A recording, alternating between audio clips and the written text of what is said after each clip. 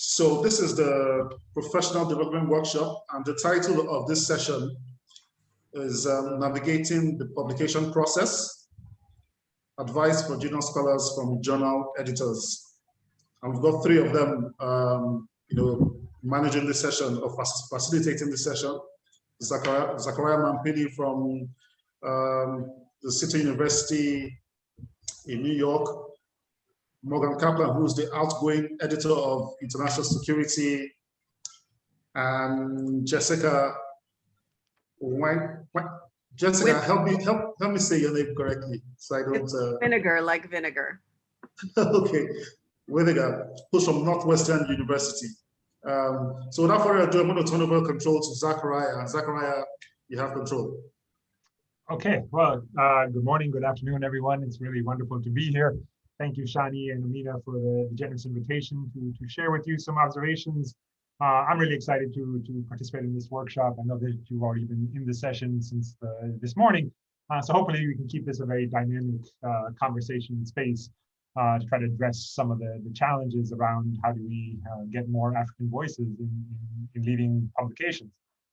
As Shani mentioned, my name is Zachariah Mampilly. I'm a professor at the City University of New York, and very excited to be joined by Morgan Kaplan and Jessica Winegar, who I reached out to because I think they both have very direct experience with editing journals in the West, but also because they're both PhDs, Morgan in political science and Jessica in anthropology, and I think they can speak to it both as individuals who have navigated the publication process as well as being editors of these journals. I also mentioned that, me personally, I'm not a journal editor, but I am on a couple editorial boards. I serve on the Board of African Affairs. I work with International Security, Africa Today, a couple others. So I have been involved with the publication process as well, both as as an author, as well as a reviewer, and as somewhat of an editor as well. So I just wanted to say a few words before I turn it over to Jessica and Morgan to offer kind of the editor's perspective on this. But before that, I want to try to share just a couple of slides. I don't know if this is possible, but let's see. I think we should be able to. Everybody see that? Yeah, okay, great. So just a couple of things here. This is part of a presentation that I did for a Western foundation that has been interested in doing this. I run something called the Program on African Social Research, and we receive funding very explicitly to try to increase the number of African scholars who are publishing in global journals. There are a lot of different initiatives that are trying to increase African voices in academic publications, and we look at ourselves as just being one piece of this much larger puzzle. I think there's really wonderful groups that are active, and I would highly encourage all of you to look into these opportunities because they provide all kinds of resources like AROCSA is trying to do to support everything from the PhD process to the publication process. And I think it's very important that we have this sort of multi-pronged attack on this because the situation is so dire, right? And I just wanted to present some statistics here, and this is part of the larger presentation, which I'll spare you. But I just wanted to highlight some of the things that we were trying to do here, which is, first I want to start by emphasizing that the situation wasn't always this way, right? If we look at it historically, I think most of you already know this, but in the 1960s, many African institutions were at the forefront of debates around politics and culture globally. In Nigeria, of course, University of Ibadan. In Tanzania, places like the University of Dar es Salaam, Makerere University. These were all really just robust intellectual centers that really contributed major theoretical and empirical contributions to knowledge production around the world. And so the question we have to ask ourselves is what happened? And I want to start here because I think it's important to recognize that if Africa was able to have such a central role in global debates back in the 1950s, 60s, and 70s, that we should be able to get back to that place and perhaps even go further. Right? And part of that is just acknowledging the history of what happens on the continent in the 80s and 90s with the advent of structural adjustment programs that really led to a dramatic decrease in higher education across the continent. Right? I experienced this myself. I studied and taught at the University of Dar es Salaam for 2 years. And in the 90s, when I was there were many intellectuals at the University of Dar es Salaam, which had once been one of the premier institutions in the global South, contributing to all kinds of debates, had really been transformed as a result of these cuts to higher education. And so we saw this transition that many scholars at the University of Dar es Salaam themselves were decrying, that transformed intellectuals at African institutions from knowledge producers to research assistants, right? I saw this again when I went back to the University of Dar es Salaam in the early 2010s as a Fulbright professor there. And it was just very, very difficult for African faculty at the University of Dar es Salaam to find time to do research. Their salaries had been cut, their benefits had been cut, their research support had dwindled, and most of them had to look towards other sorts of opportunities to make a living, right? And so we saw this transition, which we as Western scholars really took advantage of, wherein our African colleagues moved from being knowledge producers to glorified research assistants, right? And I think over the past decade, there has been a recognition of this.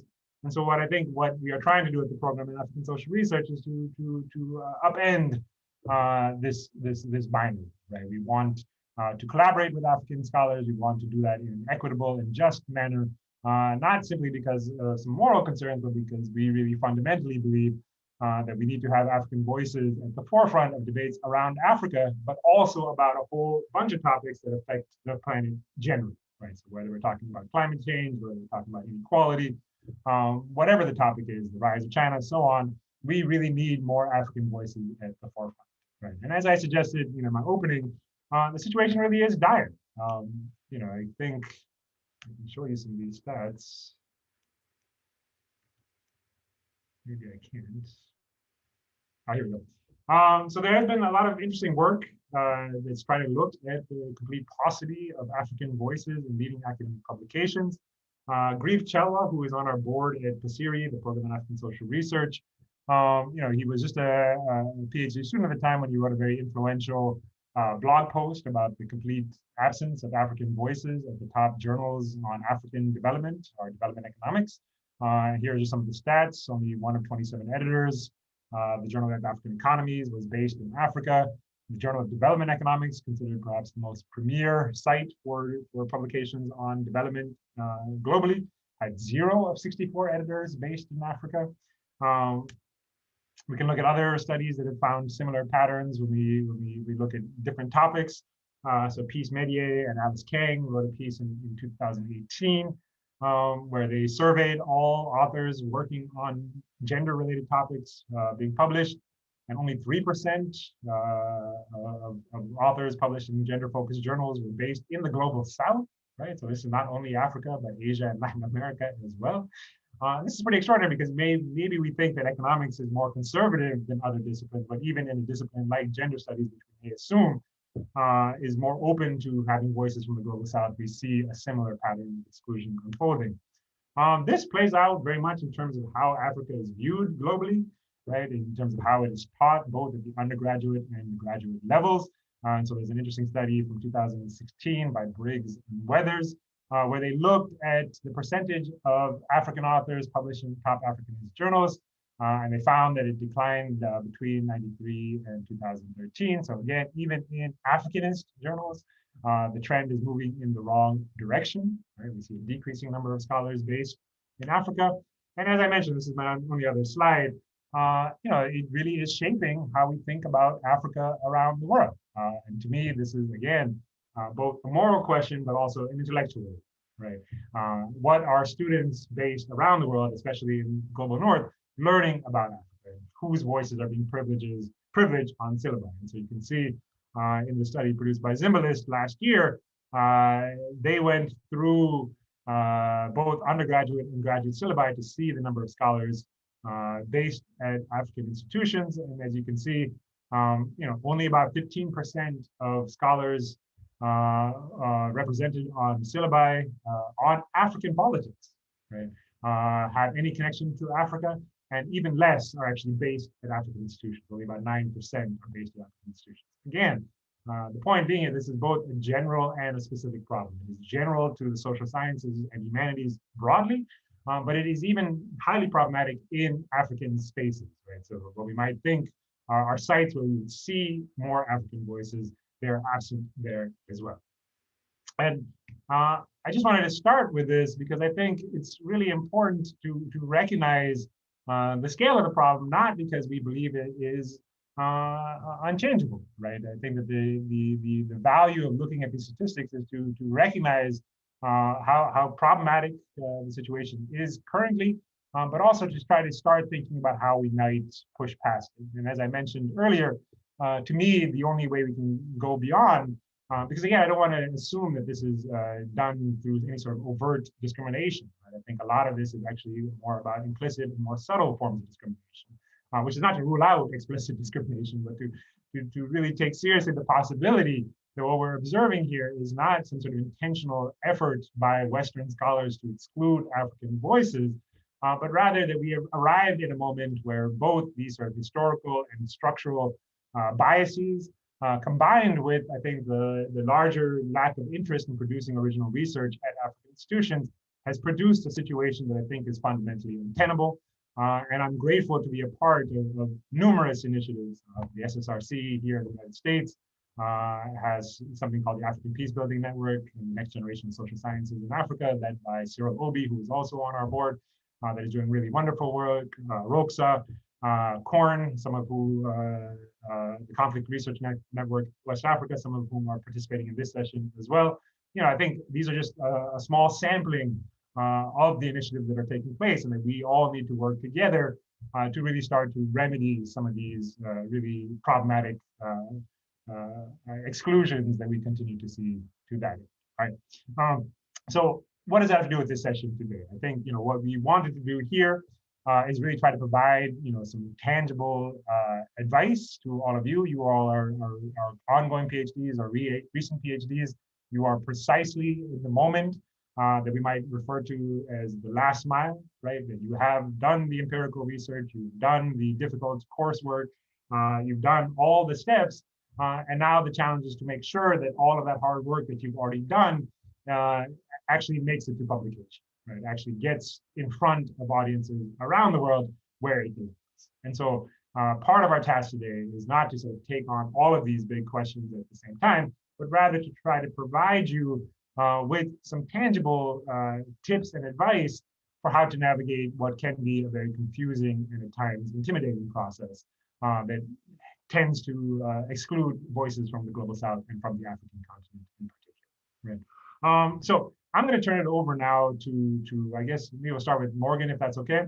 And you know, they're both going to, Morgan and Jessica are both going to talk for about 10 to 15 minutes, try to provide some very specific insights based on their experiences running these leading journals in anthropology and international relations. And then I will make a few more comments, maybe, depending on what is covered and what is not. And then we really want to open it up to discussion. And what I want to emphasize here is that we don't have any sense of exactly where you are in the publication process. So it's really useful for us to ask basic questions, right? No question is unwelcome. You know, I'll say specifically, one of the reasons I wanted Morgan to be here is that Morgan has spent a lot of time trying to reach out through international security using new media technologies to try to access populations that have not historically been represented in that journal. We know that the publication process is really intimidating, and that there are often very simple questions that you may not have the answer to that we can perhaps try to provide some guidance. So we're going to start with these two presentations, but then I want you to be writing down questions that you may have, and we have plenty of time, hopefully at least 45 minutes for an open Q&A where we will take any sort of question, right? Basically, can you email an editor? How long should a publication be? What sort of formatting should I adopt? Who should I be citing in the literature review? All of these things are legitimate and important questions, and they're not things that you would automatically be expected to know, right? You can only learn by participating in these kind of workshops and going through the process yourself. And so my ultimate hope here is that we can help answer a lot of these questions, but really to try to encourage you to engage in the submission process, which by design is a highly discouraging one, right? By and large, the most common answer to your submission is rejection. And that's perfectly okay, right? Even I and other senior scholars, we face constant rejection with our publications. And part of this challenge is just accepting that that's the nature of the process, and that ideally, and I think many journals do this well, others less so, we can benefit from going through the submission process anyways. So even where you may not end up with the publication, ideally your project will be in a better place after you go through the submission process. Okay. All right, let me stop there with my introduction comments, and I'll pass it over to Morgan and for about 10, 15 minutes, and then we'll hear from Jessica as well. All right. Morgan, please. Hey, thank you so much, Zachariah, and thanks everyone for coming today. It's really a pleasure to speak with you all. This is definitely the highlight of my week. As Zachariah mentioned, I used to be the editor of International Security for the past 2 years. So I'll be speaking not in my capacity as the editor of International Security, but based on my experiences of 2 years running the journal. And I should just go ahead and say from the outset that I hope you all will stay in touch, and I'm happy to provide my email because, like Zachariah said, I mean, so the questions, there are no secrets, but unfortunately, information about publishing gets hidden, but there are no secrets. And so I'm always happy to answer any questions, big or small, and you should always feel free to reach out. And I'm sure Jessica, feels the same way. And so, what I thought I would do is maybe speak a little bit about general advice and approaches to engaging with journals, with the understanding that I think the big important questions are going to come from the Q&A, and like that's where we really want to engage. So I'll try to keep my comments pretty short. But the first thing I want to say and I want to emphasize is, Zachariah is right. Publishing is very intimidating. Journals are intimidating, right? You go to their websites and all the first thing they do is they tell you how the first thing you should expect is rejection. And it sometimes feels like journals are these like just boxes with walls in front of them and you don't know who's behind it. But the thing I want to emphasize is I think it's important to know that journals are people, right? There's an editor behind there who's a person. There are people who are helping put your manuscripts out there, reviewers or individuals. And all that's to say is you should always feel welcome to engage with an editor. You should always feel welcome to send an email. Again, no matter how big or small the question, or if you're tripped up on something or you want to know more about the submission, don't hesitate to email. I think people often will not because they think, oh, I'm going to trouble the editor, or it's going to them against me, or like these are secrets. It's just it's not true, but it is true that the system is designed to make people feel intimidated. So my first advice is think of editors as individuals, and there are many different ways in which it is useful to reach out to an editor. So I mean, first is like in the before process, right? I think probably one of the biggest things we'll talk about here is what journal should I submit to, right? There's a million journals out there. And I think one of the beautiful things right now is, people have such incredible access to research. It kind of doesn't matter so much which journal it comes as. Once something's published, if it's good, people are going to read it. But knowing the fit is really difficult because that often has a big bearing on what happens with a manuscript at a journal. You can email editors. Nowhere does it say you can't email an editor, say, hi, my name is X and I'm writing on this topic. Does your journal publish on this topic? And if not, like, is there a certain like framing I should understand, or like, what are you interested in? Those are perfectly acceptable emails to send, and editors love engaging with that. Additionally, I think one of the big areas where I think people feel like they want to contact an editor, but they don't do it out of a sense of maybe it's not appropriate, is when you get a revise and resubmit, it's quite rare for manuscripts to get immediately accepted. Usually there's the hey, this is really good, we need you to do more work, here are the reviews, please come back. Oftentimes reviewers disagree with each other, and editors should hopefully do their job in helping explain to you, like, hey, reviewer A and reviewer B were disagreeing. This is what we want to see. Because at the end of the day, the editors are the ones who are going to make the decision on what is the correct way to get through to the finish line. But sometimes that doesn't happen, or sometimes we don't catch it. Don't suffer in silence. Don't sit there and be like, oh God, if I do A, I'm gonna make B mad, or vice versa. Email the editor, say, hey, you gave me this revise and resubmit. There's conflicting advice, and I just want to make sure I'm doing what's right to satisfy the editors.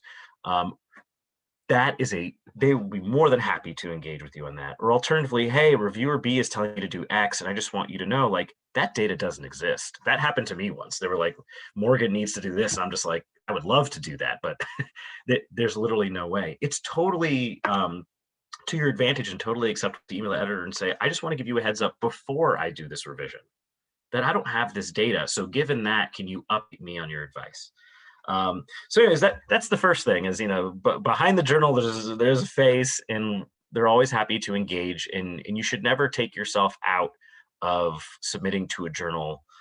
If you don't know for sure that you're not a good fit, just email, and most editors would be happy to talk to you about it. In a similar regard, building on this, the second point is oftentimes choosing the right journal matters. It matters, right? Because we are all professionals and we're under professional pressures, right? To publish, our employers are looking for things, the publication process takes so long that there actually is a cost to sending it to the wrong journal. And maybe it sits for a month or even 3 months. And in some bad cases, 6 months. And so, my advice again on how to know whether your article is a good fit is, one, you can always email the editor saying, hey, my article's on this, is it a good fit or not? And if not, do you have any suggestions for a journal that would be good? It's always helpful to ask for suggestions.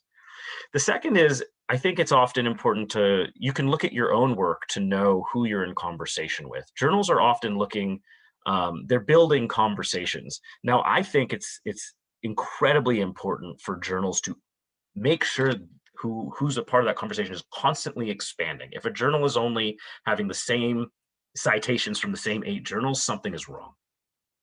But you can get a sense of who your biggest audience is based on who you're citing. So if you are citing articles from a particular journal 20, 30 times in your article, it means you're in conversation with this journal. And so that's potentially a place where you'll want to submit. Look to those the folks you're citing with, where are they publishing, where are they engaging with, and those are the people, those are the journals you're probably going to want to submit to because you're already in conversation with them. The third comment I would say, and this is general writing advice that I give always and everywhere, and that is never assume that the reader is going to understand the importance of what you're writing about, or what sometimes we call the so what. So for example, like I study Kurdish issues in the Middle East. I think Kurdish issues are incredibly important for understanding security politics in the region. But whenever I write something, I always feel like I have to make sure that the reader is unambiguously clear why I think they should be interested in it. And this is particularly important for, I think, the big journals that span multiple issues, because often their readerships are not going to be experts in your particular subject, or even if they focus on, the country or region you're looking at or the issue that you're looking at, right? Everyone has their own specific focus. You need to tell them why it should matter, and don't assume that they will know. And it sounds really simple, right? I mean, it often just is that, but readers are lazy. And part of it's they're lazy, part of it is people can't devote so much time to reviewing, but you just need to hit them over the head, like just be very blunt, like quite literally say, and this is important because, and the policy implications are this. And it's just incredibly important to do it because people won't do that for you, and they're just going to zip right by it. Building on that, the next point is I could tell you where I've seen people make mistakes and where you can succeed. And I would say one of the biggest mistakes people make is it's going to sound a little contradictory, but when people overclaim what they're proving and underclaim the importance of what they're doing. So you never want to, present a bunch of evidence and say, and therefore I've proven this big thing happened. And someone's going to say, actually, you proved something here happened, but not something there. That gets people in trouble, over claiming what you've proven. However, I think the biggest issue people make is underselling the implications and value of their work beyond what they've studied. I'll give you an example. I once read a paper, it was about phishing and security and piracy in Nigeria. And I was talking to the author and I said, this paper isn't just about that. This paper is about understanding food security. It's about understanding maritime security. It's about understanding sovereignty. The biggest mistake people make is not taking that extra step and telling people, okay, so maybe I told you a story about this particular place or about this particular issue, but it says something bigger.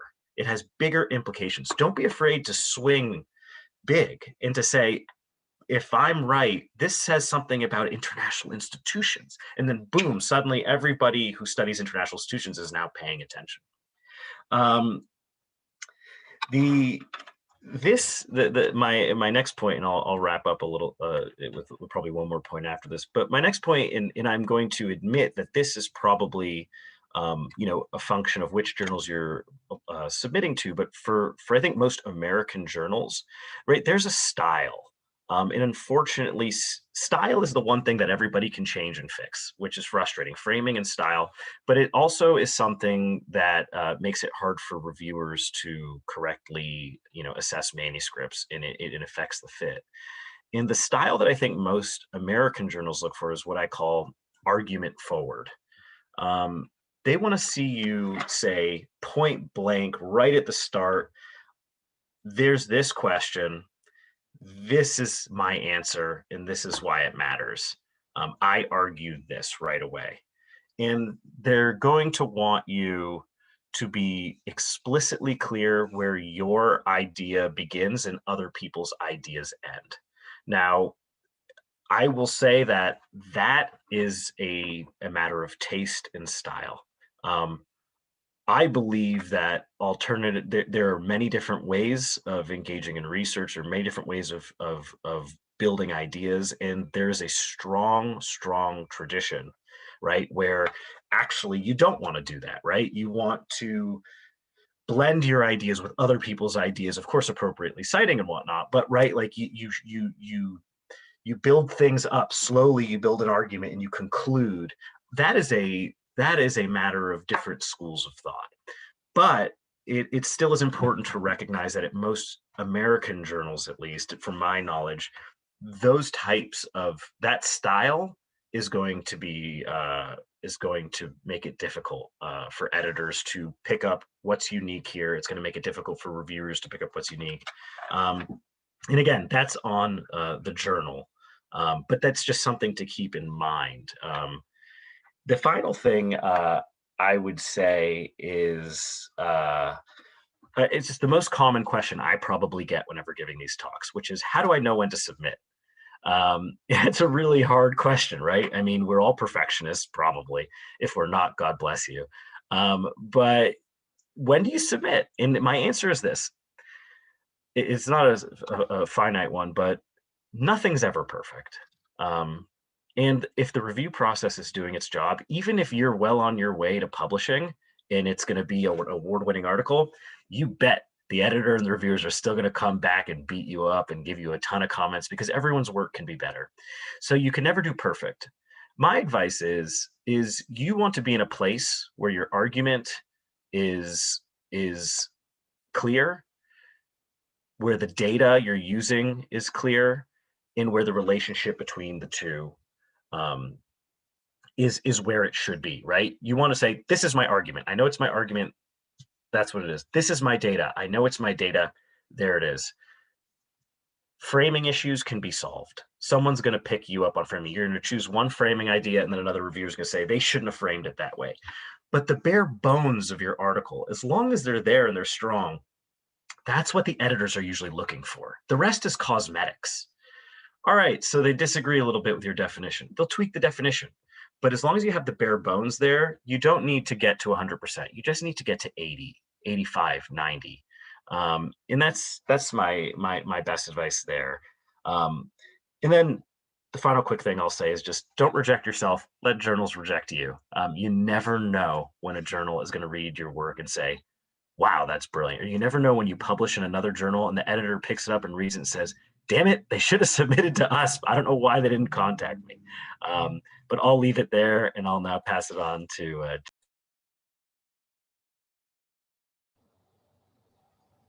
Jessica?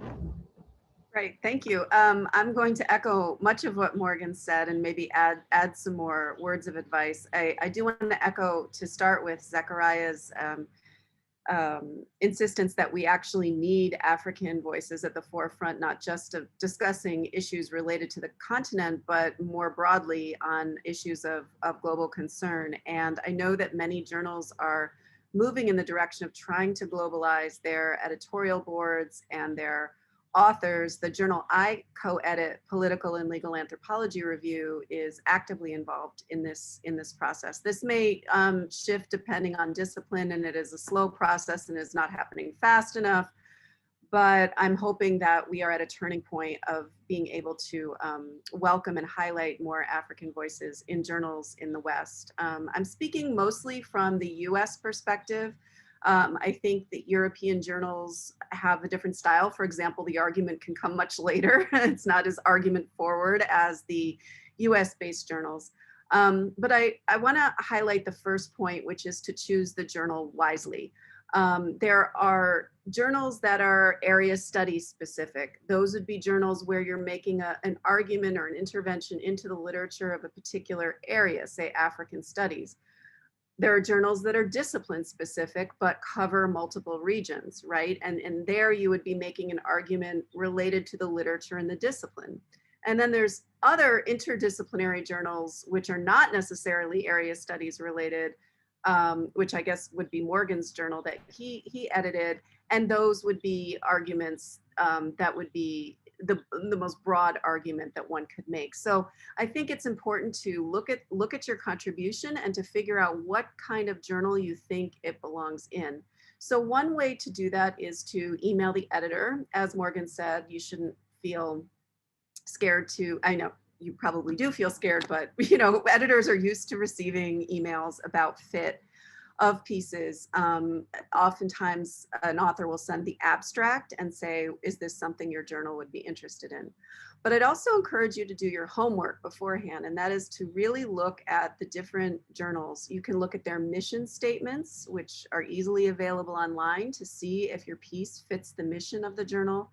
And you can also look at the types of articles that get published in that journal to see if there's a fit. So you can actually do a lot of your own reconnaissance work even before you email an editor. And certainly, as Morgan said, if you're citing a lot of articles from a particular journal, chances are that journal is the place you'd want to send your article. I'm going to now talk about some of the common mistakes that first-time authors and sometimes even senior authors make when they submit articles to the journal. And I want to emphasize that this is not something that you're expected to know, nor are students who have, or people who have PhDs in US or European institutions, nor do they know it either. And that's probably a fault of our training models, that we don't necessarily teach people the basics of publishing. So I want to emphasize that this isn't something that, you know, people who are trained in the US automatically know. These are mistakes that pretty much, I would say, 80% of authors make when they submit a journal article. The first is the format. Like, what is the format of the article?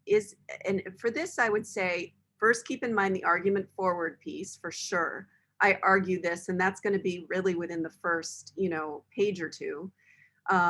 But also you need to look at the other articles in the journal to see what is the structure of the articles that they publish. What is the structure? Does it start with an anecdote, then an argument, then a methodology, then literature review, then data, or is there some other kind of structure? So on a very basic level, if you submit an article with a structure that isn't the typical structure for articles in that discipline or in that journal, reviewers will have a lot of issue with that, and the editor may have an issue with that.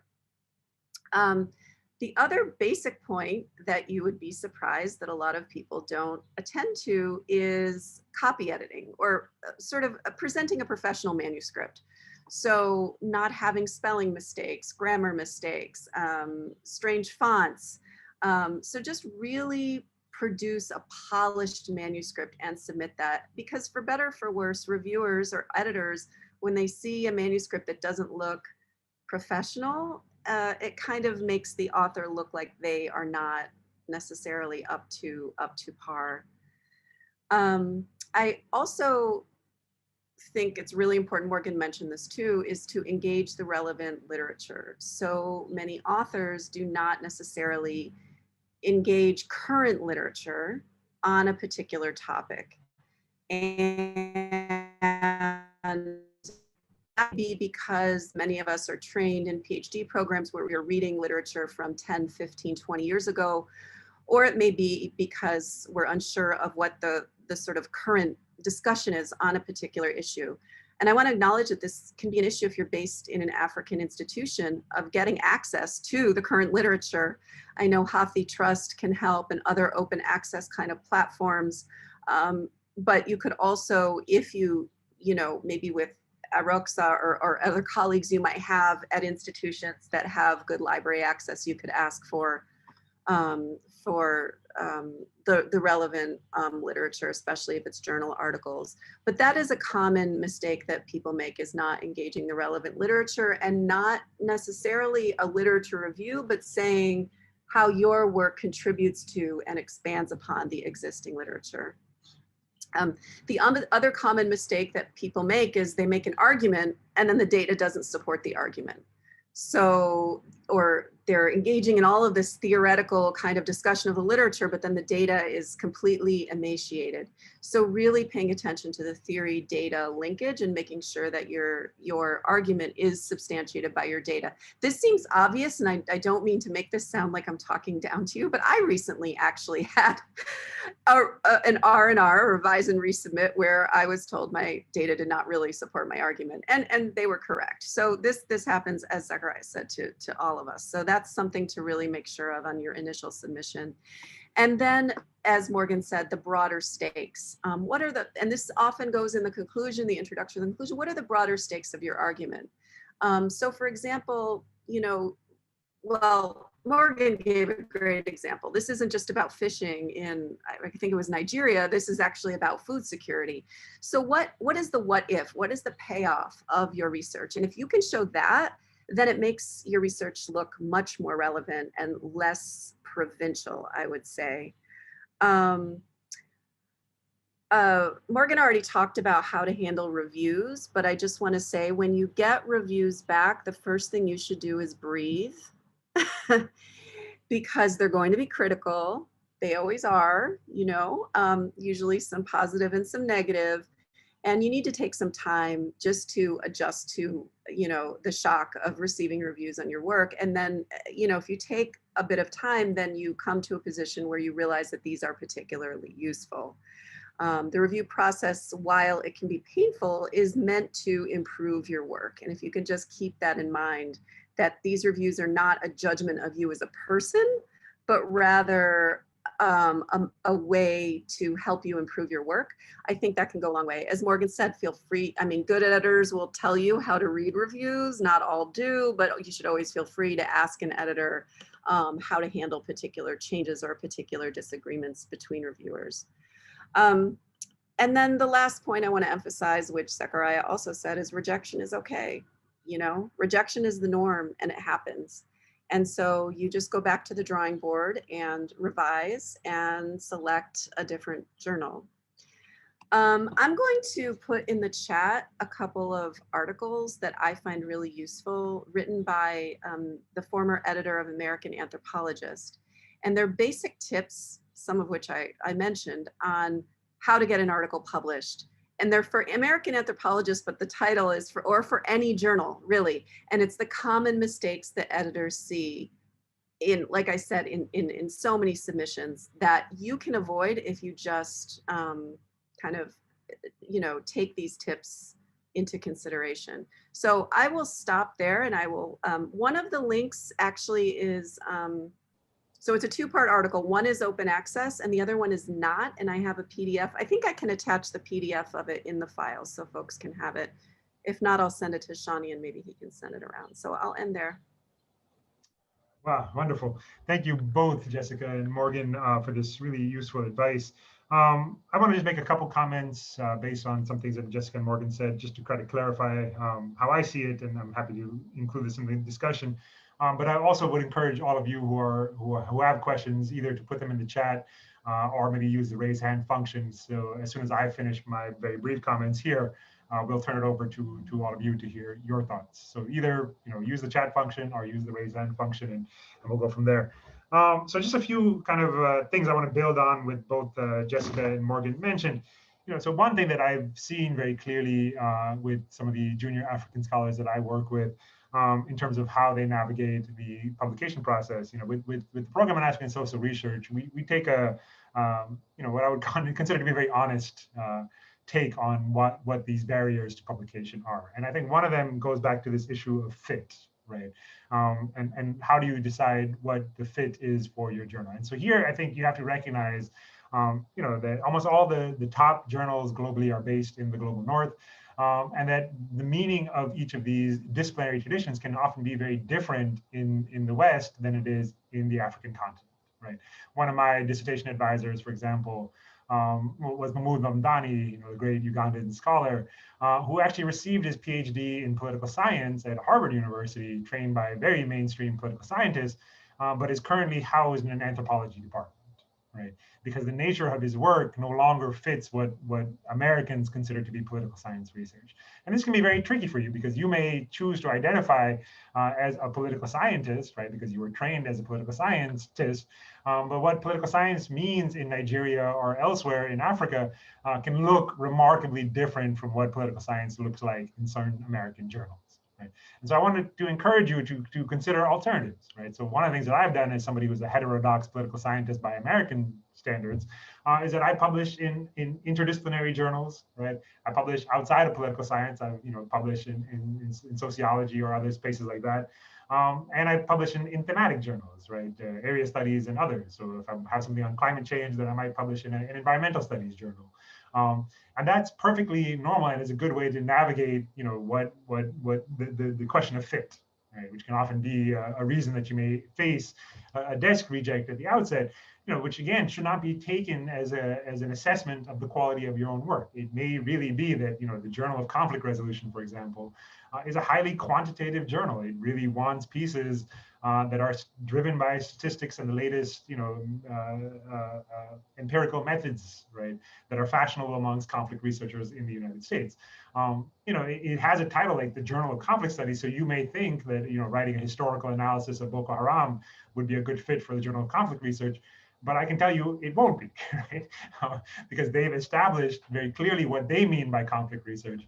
And for them, that is an empirical paradigm that tries to draw on large N or randomized controlled trials rather than, say, a historical analysis, right? And so part of it, again, to echo what Jessica was saying, is that you need to do the research. And this can be difficult. But here's one very tangible piece of advice that I would encourage you, which is, again, I think both Morgan and Jessica have said this, but find pieces that you like. Right, recent work that you think does a good job, and then model your own work after it. Right, I don't mean plagiarize, obviously, but structure can be a really hard thing. And so, both, in terms of what Jessica and Morgan are saying, the structure of the piece is going to determine whether or not the journal considers it to be a fit for that specific journal. And the best way to get a sense of what is a good fit for the journal is to look and see what has already been published. Right.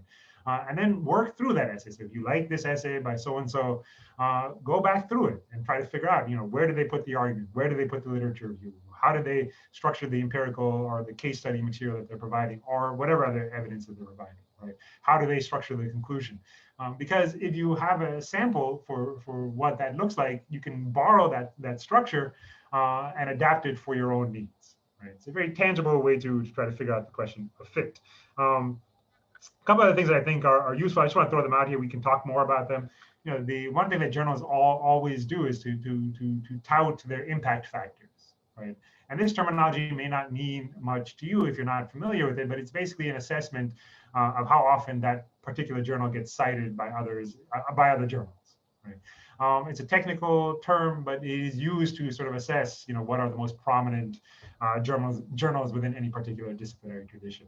Now, there is a kind of crude way of understanding impact factor, which just says, the higher the impact factor, the better the journal. try to avoid making that kind of connection, right? I understand why journal editors tout their impact factors because that often determines, the metric of success. But that may not be the best way to assess, your own fit in a particular journal, right? Just because a journal has the top impact factor in your discipline doesn't mean that you should necessarily waste your time trying to get your article published there, because, as I just mentioned, they may have a very narrow understanding of what is a fit for their journal, and there are ways to artificially inflate your impact factor as well. Right? There are what are referred to as citation cabals, where groups of scholars who all kind of know each other cite each other's work, which artificially drives up the impact factor. So don't obsess over that. Even if journal editors, put that on their homepage, understand that that's just one metric, but doesn't necessarily determine the influence of your work, which, again, as Morgan mentioned, is driven by the quality of your work and not specifically about whether or not the journal has a high impact factor. The question of polish, right here, I want to mention a couple of things. So Jessica mentioned the question of trying to situate your arguments in the recent literature. And this is an unfortunate reality, but I think it's a true one, right? If you are only citing things from the 90s or 2000s, journal editors, reviewers might have a bias against that. They may assume that you're just not up to date with the latest scholarship, and they'll ask the question of, well, why is this relevant, right? And that, again, reflects these sort of deep structural realities that Jessica mentioned, that many institutions in Africa lack the same access to latest journals. So here's, again, a very tangible tip. Reach out to the faculty who wrote the essay. Right? You may not be able to find open access online because the journals are really cautious about who has access to their journals. If you don't pay, you don't get it. But reach out to the scholar directly, right? If you reach out to me and we're like, I like this piece that you wrote in African Affairs, but I don't have access to African Affairs, I will send it to you. Right? And I guarantee you, maybe 90–95% of academics will respond to your email and say, here is the piece, and here's a couple other pieces that you might be interested in, right? Because we want our work read, and we don't get paid for publishing in these journals, so we have no loyalty to the journal. Right? All I want is my work to find the largest possible audience out there, right? And it's crazy to me that you would be asked for $35 to access a single article from a specific journal. So almost all the academics I know, if you email them out of the blue, and I did this as a graduate student, right? I would email famous professors and be like, I don't have access to this piece. And I would receive, like back then, packages in the mail. This was the pre-PDF era, right? They would literally mail me like their articles in an envelope, which was extraordinary. Right, because I was a nobody, right? I was just a graduate student, but they were just so excited to share their work. So build these networks, right? Reach out to people you admire. Tell them, I really loved this piece. It was great. And some of them are going to offer to stay in communication with you, right? They'll say like, oh, thank you for the compliment. If you ever have something that you want to share with me, I'd be happy to read it, right? And this goes back to Jessica's point around polish, right? Proofreading, editing, revising, that's a part of the business. You have to be willing to do it. The first draft is the easiest part. Right? The revision process is brutal. And everything we're talking about is after your first draft has been produced. That's when you enter the publication process. And it really, really helps to get others, like you've been doing with AROCSA, to give you feedback. So do attend these workshops, that's great. Form a network of friends and colleagues who you meet in your PhD programs or you meet in other spaces. Ask them to read your work and reach out to strangers online. Right? You will see, I think that there's a lot of people, especially at Global North institutions, who have been thinking about these issues, who feel some kind of way about these inequalities that we observe almost everywhere throughout the academy, and who want to form these sort of relationships with scholars in the Global South, but just don't know how to do that. And many of them will go online on Twitter, for example, and say, if you are a junior scholar, and you're struggling with the job market or publications, reach out to me and I can offer you feedback. Right? Again, don't do this randomly. Don't just reach out to the most famous professor you've heard of and say, hey, can you read my work? Because realistically, you may never hear back from them. But identify junior scholars or scholars who are working in your particular field and say, hey, I have this piece.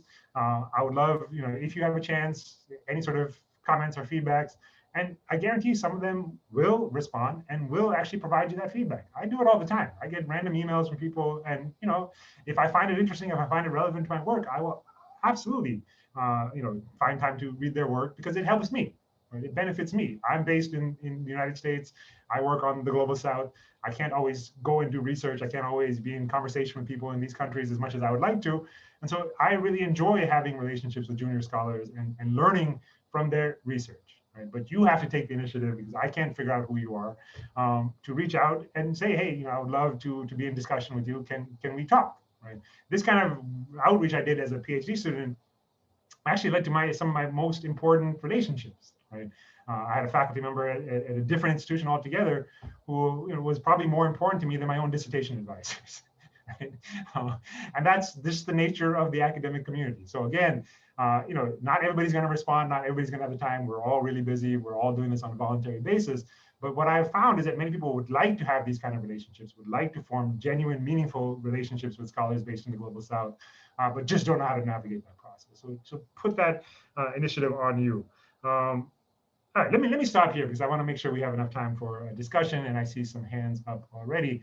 But let me turn it over to Shani first, because I see his hand is raised, and then we will just either take questions from the chat, or if you raise your hand using the raise hand function, which I assume all of you are familiar with at this point in the pandemic. So Shani, why don't you jump in here? Wow, yeah, thanks a lot, Zachariah. Thanks, Morgan, and thanks, Jessica, for those very valuable insights. So I actually have a question.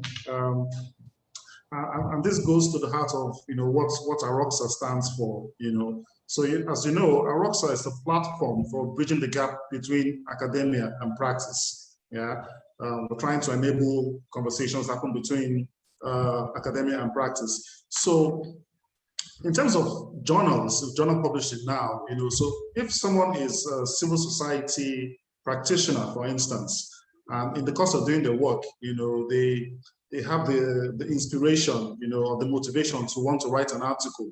You know, we know that most of the journals take on this academic writing style, you know. So how do practitioners successfully publish in, you know, academic styled journals? Okay, so maybe we can take a few questions. I don't know if anybody else wants to speak up, but there are questions in the chat that I could read out, and then we'll turn it over to the panel to hear. Anybody else want to jump in? See any hands. Okay. So a few questions that have been coming over the chat. I think Morgan and Jessica have been trying to address some of these, but all right. So the first one: how can I distinguish between good and fake journal? Right. Here, actually, I wanted to say this because I think, you know, one of the things that we've seen is a massive increase in what are referred to as pay-to-publish schemes. And I want to discourage you from participating in pay-to-publish schemes, right? This may seem like an easy way, and the journals will have very credible titles. So you may think, oh, this journal sounds legitimate, and they may even have a list of academics that are advising them. And then they'll say, you know, we need $35 to consider your proposal. None of the legitimate good journals that I know of expect you to pay to be considered for publication. And they definitely don't charge you if your piece is accepted for publication. So, you know, I don't want to discredit all pay-to-publish schemes. I understand that sometimes they can be useful and relevant, but by and large, you do not pay anything to submit an essay to a journal. And most of the credible journals that are out there would not require you to submit a fee to have your publication considered. A couple other questions here. Are there research grants for young researchers in Africa? How do we access them? I can just say very quickly, you know, the Program of African Social Research is trying to you know, provide resources to make this easier, but there are a lot of other established initiatives that really do this. As I mentioned, I think the SSRC, the Social Science Research Council, the website is ssrc.org, has a number of very explicit initiatives geared towards junior African scholars that you should absolutely consider applying for. You know, I think that, you know, one part of this is that, you know, there isn't, I don't know of a single database that has everything listed and that is updated constantly. So you have to put in a little bit of effort to perhaps set up a Twitter account, follow these sorts of sites. There are a lot of foundations. The Carnegie Corporation has been doing a lot, is funding a lot of these initiatives. So I would go to the Carnegie Corporation, for example, and see who has received funding. They have something called the Higher Education in Africa program. Go check out their website, see who's receiving funding for them, because a lot of what they're doing is trying to promote these sorts of research grants. And then let me also be clear, you don't have to just apply for stuff that is earmarked specifically for African scholars, right? You are scholars, period. And you are eligible to compete in any sort of grant application process anywhere in the world that is eligible to citizens from around the world, which most of them are, right? So look at, European foundations, European government has a lot of money that is available. A lot of the foundations in the West that have been trying to fund these sort of initiatives are now expecting Western scholars to form teams with scholars based in the global South. Right? The SSRC, for example, has a number of programs where the teams have to include representation from scholars in the global South. So don't be afraid to reach out, right? To suggest, to say, hey, I'm a scholar based at this institution in the global South. Would you be, reach out to somebody in the global North and say, would you be interested in partnering on this application, right? Because I've read through the submission criteria and it requires that it be a global application. Okay, the access to AROCSA online library, maybe I can let Shani answer that one. Is there a database? Yeah, I think we talked about that. All right, here we go from Maurice Omondi. I have 2 more questions and then I'll turn it over to Jessica and Morgan for their feedback. From Maurice, what is your advice on publishing part of PhD study proposal literature review as a way of getting in touch with scholars in the field, getting critique on the topic?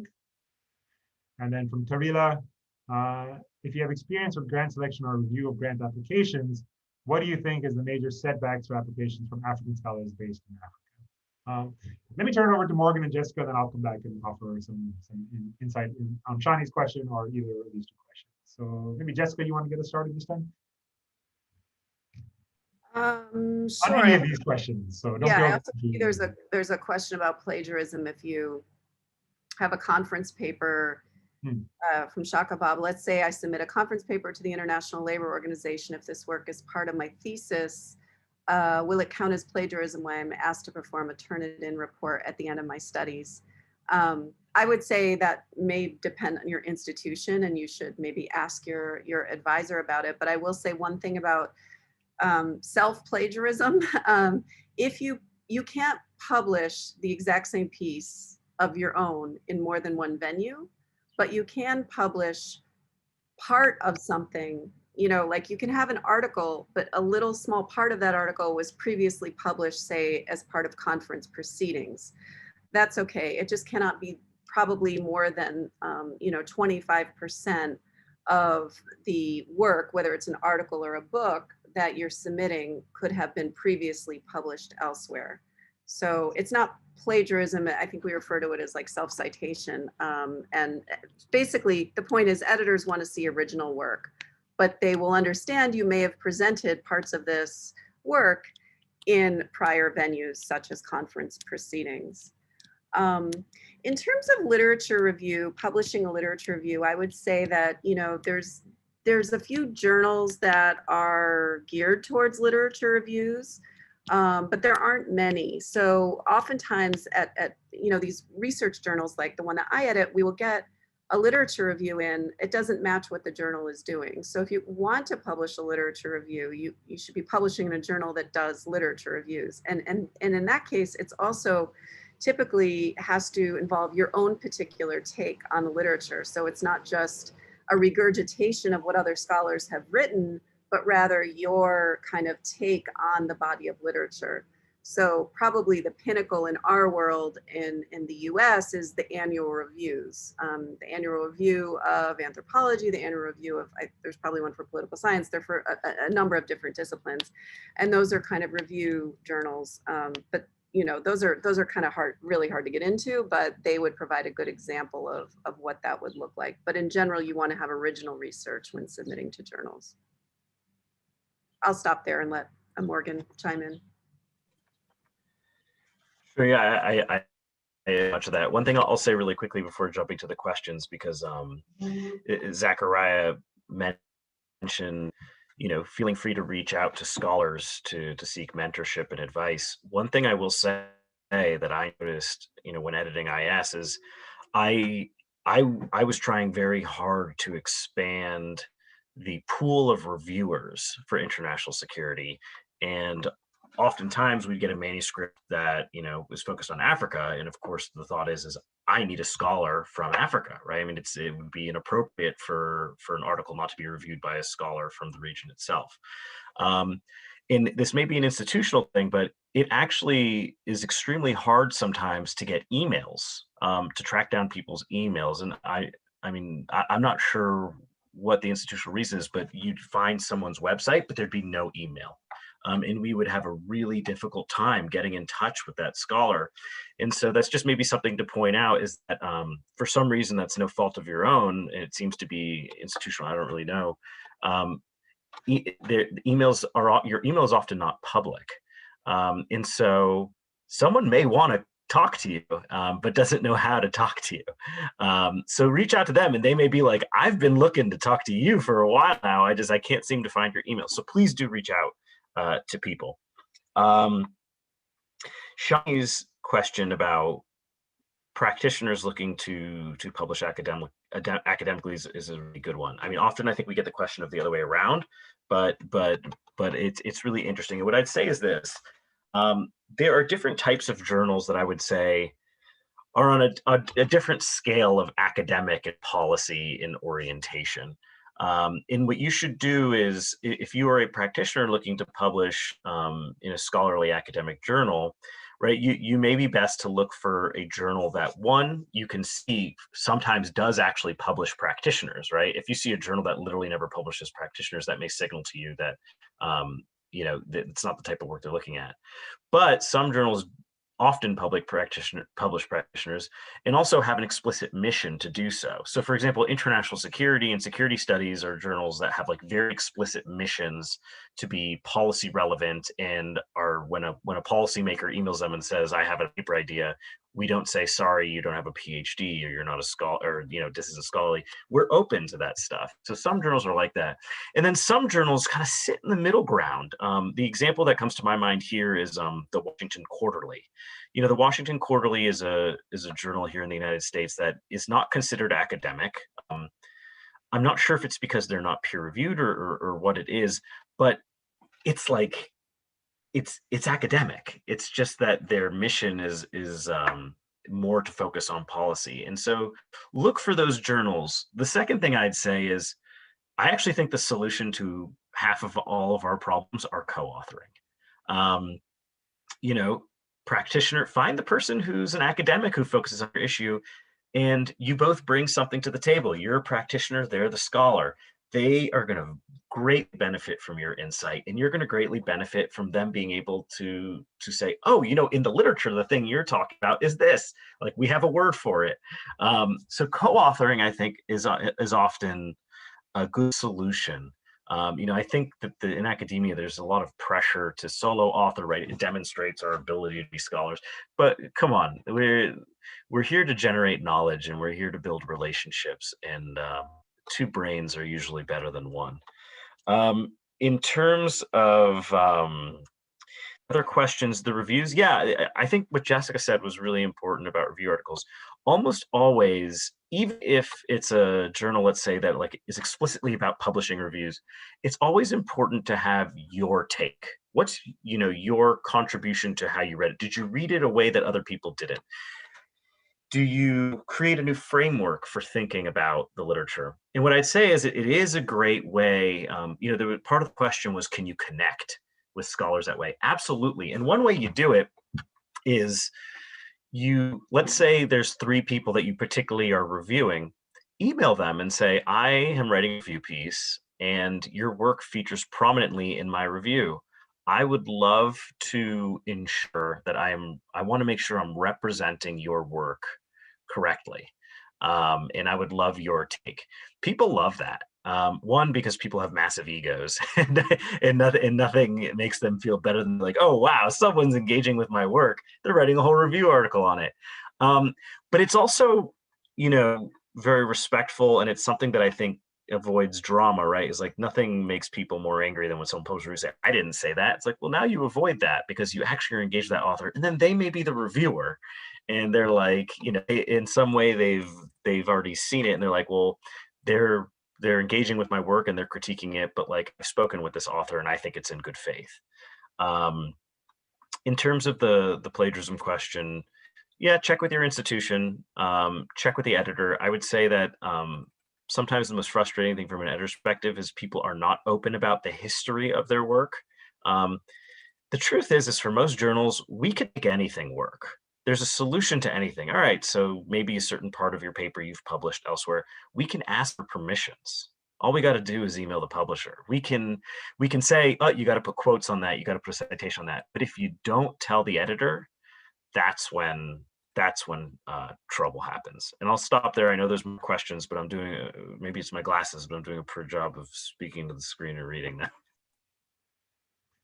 All right, thank you. I want to address some of these things too, but let me try to do it briefly. So the first one, the question of the literature review, when I have grad students working on their PhDs, what I tell them is, the literature review is great and necessary for the PhD because you're trying to prove your knowledge of the subject to your advisors, but it very, very rarely is useful or necessary beyond that, right? And so whenever I start a project, I will write a literature review just because I'm trying to locate myself in these arguments. But it almost never, ever makes it into the final draft that gets published, right? And that's for a very practical reason in that, you have 10,000 words to put forth your argument, and you don't want to use 2,000 of those words to summarize existing literature, right? Usually what ends up happening is I'll write like a few paragraphs about all the literature, and then I'll condense it to like one sentence. Scholars have productively analyzed this. I'll just group like 15 different articles under that one sentence. And that doesn't mean that I'm wasting time. It actually is a very productive way for me to try to navigate and figure out exactly what my contribution is. So even if it doesn't get published, it doesn't mean the literature review is irrelevant. It just means that don't think that the literature review is the only route that you have to publish, right? Now, you may have seen some of these things called annual reviews, right? So there's annual reviews of sociology, annual reviews in political science. I assume there must be a similar thing in anthropology as well. Generally, you're not going to be asked to write one of those pieces. Those are usually commissioned pieces. Right. And what the editors of those want are people who've already established themselves in that topic area to offer a reflection on the literature. Right. So even as they may look like published literature review pieces, generally I would never suggest a junior scholar try to publish their literature reviews in one of those because it'll be a waste of your time. Right. One day when you're all successful scholars, then you'll be asked by these editors to write a review of the literature, and then you'll have a chance to do that kind of work. But as a junior scholar, I don't think that's a viable strategy. Tamila asks a very important question, I think, here about what do you think is the major setbacks for applications from African scholars based in Africa? Here, I want to say some things that I think are challenging, but perhaps necessary, right? So first, as I mentioned, I was recently on a committee for the SSRC to review applications for this grant program, right? And we had a ton of applications, and we really wanted teams that they were based in the region, which was the Indian Ocean region, and it was very essential, like written into the grant proposal itself, that you must have representation from these regions, right? And we got, really, we had a lot of applications from teams that were pretty much based solely in the global north, and they would be excluded because they didn't meet the criteria. And then we would get, applications from teams that were predominantly based in Africa or South Asia, and they would be excluded for a totally different set of reasons, right? And that was because largely, this goes back to a lot of the advice that we've been giving so far, is that they couldn't figure out how to frame their super interesting research in relation to the actual topic that the grants were looking for, right? So for example, we got 3 separate proposals from scholars working on Tanzanian fisheries. And I thought they were super interesting proposals, but the grant application was for climate change in the Indian Ocean region. Right? And what we ended up with, because apparently there's a very strong fisheries studies field in Tanzania, were these scholars, these teams, right? Who couldn't really see beyond the question of fisheries. Right? They didn't know how to frame the question of fisheries, which is obviously related to climate change, in relation to the actual theme that the grant process was asking for. Right? And so part of that was to say that they would have benefited from reaching out, I think, to scholars in South Asia, scholars in other parts of the Indian Ocean, or scholars in the global north. Right? And again, thinking, so I want to emphasize here in my opening comments. One thing that we know, there's been some really important studies, but there's a study by Saeed Alatas, right, where he talks about academic global dependency, right, and the way in which there is this fundamental division in scholarly production that comes out of the global south versus the global north. And the global south, there's a tendency to understand all of the research as case specific, to be hyper localized, right? To assume that global south scholars can only talk about their home countries. Right? Whereas scholars from the global north are much more comfortable with making broad generalizations. So a scholar from the global south may also study one country, but they'll frame their study, as Morgan was saying, as being around global climate change. Right? Whereas a scholar from the global south will use the same empirical evidence and instead make it an argument about the evolution of Tanzanian fisheries over the past 10 years. Right? And so one type of research is going to be more valued globally than the other. I'm not trying to make a judgment about the quality of the research. It may actually be equally qualified. Sometimes the scholars in the global south are actually doing better research, right? But they haven't thought about how to frame their analysis in these broader ways that funding agencies want, right? And so there's a kind of a unicorn, which is somebody who's hyper, knowledgeable about local context, right? Who has the language skills, who has done the field research, who has left the capital city and done research in village communities and so on and so forth, but then also has the capacity to situate these local forms of knowledge production into larger global debates. And so when I was on this committee, which is the most recent committee I was on, when we found African scholars who could do that, I mean, they went straight to the top of our selection process. Right? And it wasn't just me who came to that conclusion. Almost every one of us, whenever we encountered a proposal from a team based in Africa, but that was situating it in this much larger global debate, they were the ones who tended to be the most successful in this process. And again, I think, like I said, with academics, do the same thing with foundations, right? You can reach out, like the SSRC, the Carnegie Corporation, they have program officers. Their job is to discuss with potential grantees what would be considered a viable project for their grant-making process, right? And you can only kind of learn this when you talk to them. And usually my experience has been that the first time they'll talk to you, and you won't get the grant. And you'll assume that, well, that was a waste of time. And then like 6 months later, or a year or 2 years later, they'll reach out and say, hey, we have another grant coming forward. Would you be interested? Right? And at that point, you can actually say, yes, I would love to. Can we get on the phone and have a conversation? Would you be willing to read my first draft of the proposal? Right? And at that point, they will actually help marshal the application through the process in a way that if you just submit blindly, they would never do. So you have to build these relationships. You have to put the effort in. And that goes back to the point that I think Morgan and Jessica were making, is that you need to have a public profile that makes you legitimate, right? Unfortunately, a lot of African universities don't provide graduate students or even faculty members with the opportunity to build your own website.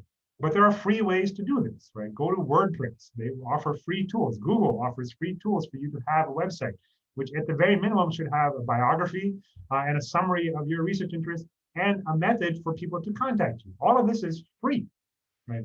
I used to be the chair of something called the African Politics Conference Group, which was the official African politics section for the American Political Science Association. And I actually don't know where this initiative is, but when I was chair, this was a couple of years ago, we were in the process of putting together a database of scholars where anybody in the world who works on African politics can create their own profile page. So if you don't want to create your own website, take advantage of these existing resources.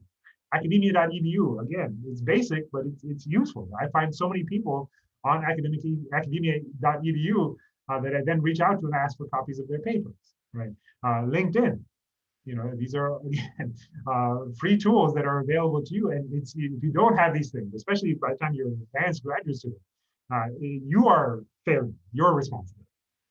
Because if you don't have a presence online, then it's basically like you don't exist. And there are now so many resources that you should have multiple presences, right? So that people can access you and find your work when it's available. Ultimately, there is a way that even those of us based in the global north, we have to engage in some form of self-promotion. Right? We have to promote our work. It's very uncomfortable, right? To mention Mamdani again, he's got a new book out, and he's been plugging it on Twitter. I mean, to me, it's crazy that such a prominent scholar has to go on Twitter to try to sell books. But that's the world that we live in, right? And if you're not out there sort of saying, hey, I just published this piece in this space, or my book is coming out, and here's an interview I did about it here and there, then how are people supposed to learn about the work that you're really doing, right? So part of that is something that you have to put the effort in. So let me. I think Jessica wanted to make an intervention here, and we'll open it up for another round of questions. Hi, yeah, I just wanted to going back to the literature review question, which actually connects to make sure you engage the literature in your journal article submissions. All I can say is it's a really delicate balance of showing that you know the relevant literature and showing what your contribution is to it. And not just additive, but actually like posing new questions and answers.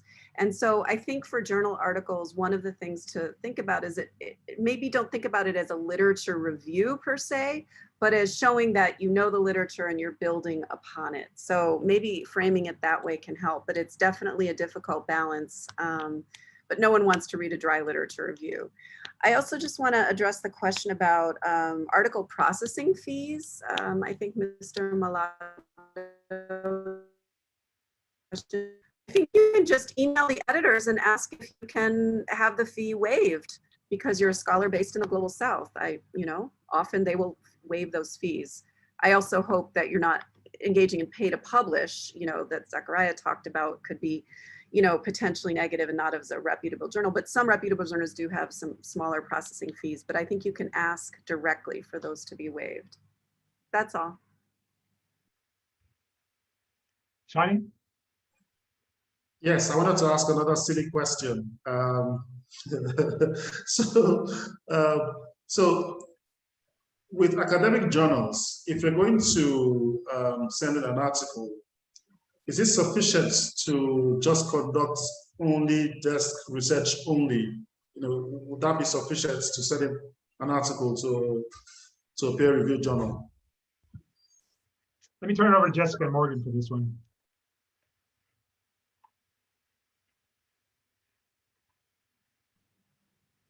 I mean, Morgan, do you want to address this? Do you mean desk research, like not even engaging primary sources? Yes. Okay. Morgan, take it away. Yeah, sure. Yeah, I mean, I think if it's a yes or no question, the answer is yes, of course. Again, it depends on the journal and it depends on the intervention. So for example, as the former editor of International Security, which is as was previously mentioned, like a big, broad IR journal, there are many different ways, and I think this is generally true. Originality and contribution can be defined in dozens of different ways. It doesn't always mean, hey, you got new data and you did primary source research. It could be that you've framed it in a way that challenges the way people have previously framed it. You may be using the same data everybody else has done. Your way of analyzing it is completely different, or you have a different take on it. And I'd say that there are journals, not all of them, right? I mean, there are some journals where they do explicitly want to see, like, where's the original research? Where's the primary sources? Did you go to an archive? Did you talk to X number of people? But that only depends on what the framing of your contribution is. If you're framing your contribution as, I have, fresh data, and then you just present, no one studied this and here's this data and it's all secondary source, people say, well, people have studied it. But if you're explicit in saying, people have done a lot of research on this, but I have a new way of thinking about it. And so what I'm going to do is go to this existing data, and because of my research designer, but because of this lens I'm now applying to it, I'm going to show you a different way of doing it. That is 1,000% an original contribution that many journals would be more than happy to publish. It's just simply about framing, making sure you have the right journal that likes to publish that kind of stuff. And I could tell you, from my perspective at IS, like, yeah, absolutely. I mean, it's always a bonus when someone has like new interesting data. But just as new interesting data, if it doesn't tell us anything new about a way of thinking about something, doesn't lead to publication, vice versa. You can have a new interesting way of thinking about something with new data that would still be acceptable. So it's just about, the key thing is making it very clear why you don't need the new data, right? Saying secondary sources are sufficient to answer this question. I think in that case, absolutely, you should never feel that just because you don't have an original piece of data doesn't mean you can't make, make an argument and send in somewhere. That's just my quick take on it. It's a great question. I mean, I would just add that, with the rise of online resources in African politics research, a lot of it is not based on primary research, right? There are wonderful data sources. If you work on conflict, for example, there's the ACLED data. A ton of studies in conflict studies are really just people taking, original arguments and then using the ACLED data, which is free and available to the public, to make their points, right? That's, maybe 50% of the research in conflict studies is basically some variation of a scholar using existing theories and then applying this publicly available data in novel ways. If you look at political economy research, the World Bank has tremendous resources through which you can, access free data sources online. In Africa specifically, Afrobarometer has become kind of a tremendous standard. Joseph Assunka, who is the new CEO of Afrobarometer, is on our board at the Program on African Social Research, and is somebody who has really sort of championed the increasing of African voices in these publications. He used to be at the Packard Foundation and actually funded the APCG work that I was doing. Those are online available resources that tons of scholars have used to publish in top journals, and you should absolutely be taking advantage of them because they are free, they're easy to access, and they are very high quality. Right. What Afrobarometer does is really high quality stuff and very influential. So those are resources available to you. One other thing that I wanted to just say here, the question of professional copy editing services. Journals provide professional copy editing service. So once you get your article accepted for publication, it will go through a copy editing process. So you don't need to pay for that ahead of the publication process, right? Again, like I said, you have to do a lot of revision. You should get a lot of feedback from others. You should do proofreading. You should make it as polished as possible. But I think that generally my instinct as a reviewer and occasionally as an editor is that I'm not going to reject you if you have trouble with English. Right? We know that English has become the global academic language, that most studies are published in English than any other language. And that means that we have a lot of scholars, quite prominent scholars, for whom English is not their first language. Right? And I am not an English professor. So I want your work to be as polished as possible.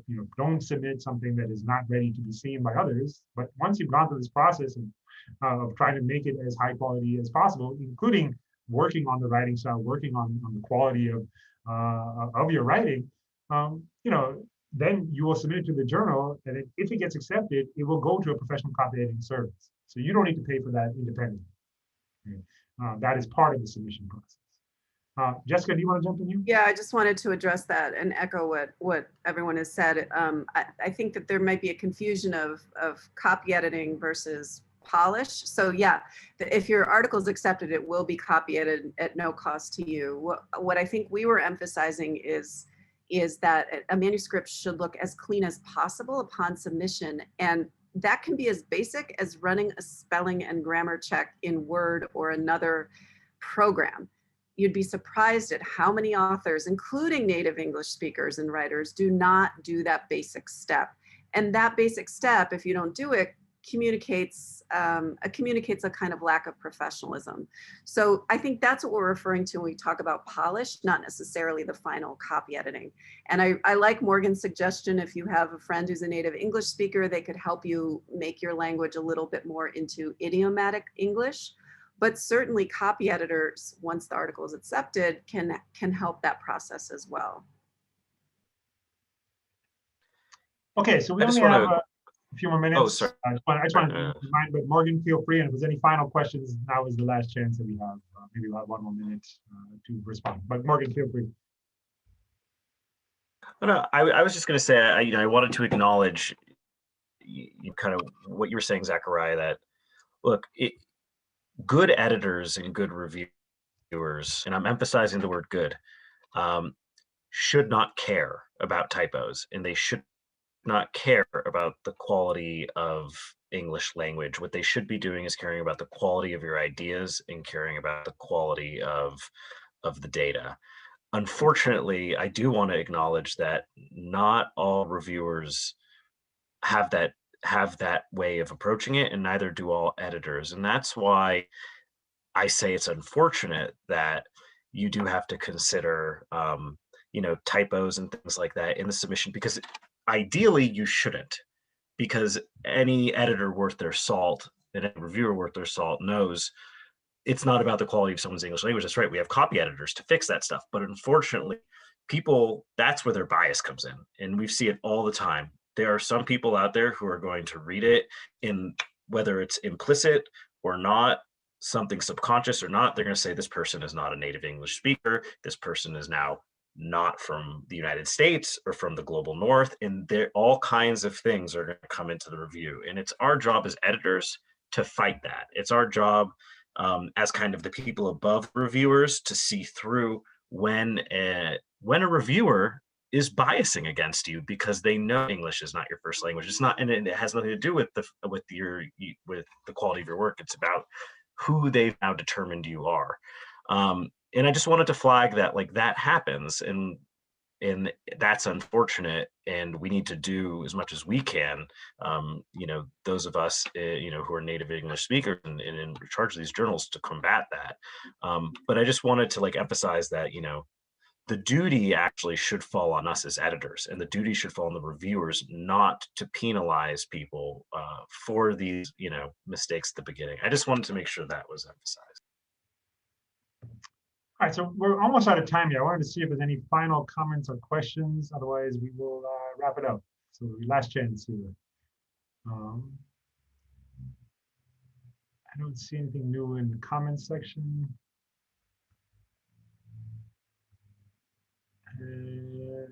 Okay. All right, well then, if there is nothing else, then I want to thank Morgan and Jessica. This was really a great session. I learned a lot myself.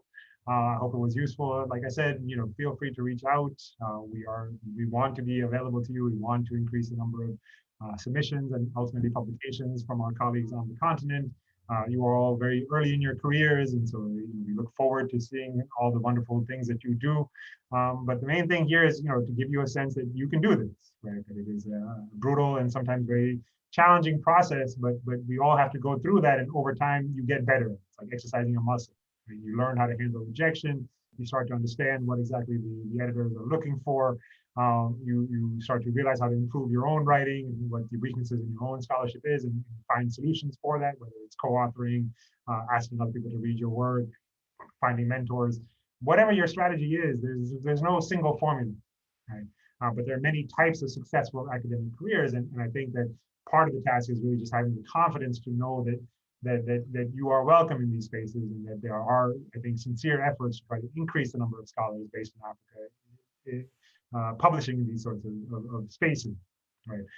And so let's keep being in discussion, and let's keep trying to figure out ways to make this happen, right? Because ultimately, this is just one session, but I hope that we're able to forge relationships that they can really provide you the support that you need to navigate this crazy academic world that we're all a part of. Yeah. Other than that, let me pass it back to Shani, and thank you all so much for the time. It's wonderful. Great. Thank you very much, Zachariah. Thank you, Jessica. Thank you, Morgan. This has definitely been a very, very insightful session. If for no one, for me, because I asked some questions I always had in the back of my mind, and it was good to really clear those up. So I'm sure now there will be lots of people, in the audience who will be more motivated, to want to take up writing articles, because, as Morgan was saying, whenever you approach a journal, you don't see this big box, and it's like a wall, and you think you can't get past that wall. But then lots of stuff that you said today has demystified the process, So for instance, I now know that, I don't have to, I can find journals that will just allow people like myself, who are practitioners, to actually send in an article. I started doing that recently, which is how I met a couple of people, who we've been working with recently. So I want to take the opportunity to encourage the practitioners who are here, and the lots of them who've had experiences over time, running NGOs and CSOs in Africa, who have a wealth of knowledge and experience to share, so your being here has helped to demystify that process, and I'm sure they'll be encouraged to begin to put pen to paper and send in those articles to So a number of the journals that you mentioned.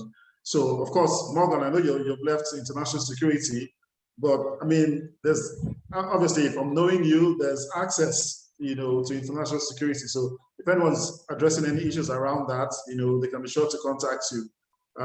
Jessica, I'm very sure you're going to get hits. You're going to receive a number of emails from people in the audience here who will be interested in sending articles to your journal as well. And of course, Zachariah will definitely stay in touch with you.